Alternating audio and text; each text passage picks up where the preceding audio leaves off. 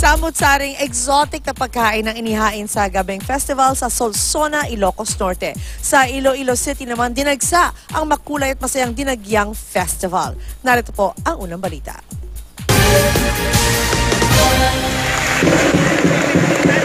Pabonggahan sa props at pagalingan sa dance steps. Yan ang labanan sa Dinagyang Festival sa Iloilo. Ang mga performer, kung todo costume din.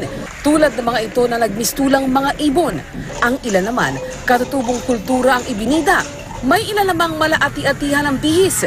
Bukod sa street dance competition, highlight din ng pista ang taunang fluvial parade ng mga imahe ng Santo Niño gaya ng sinulog sa Cebu.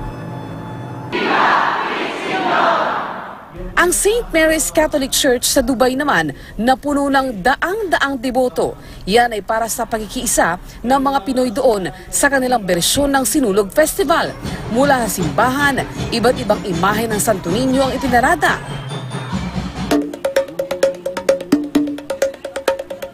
Bilang pista naman ang usapan, di mawawala dyan ang pagkain. Exotic foods ang bida sa Gaming Festival sa Solsona, Ilocos Norte. Gaya ng nilagang itlog ng langgam, adobong ibon, inihaw na native na hito at marami pang iba.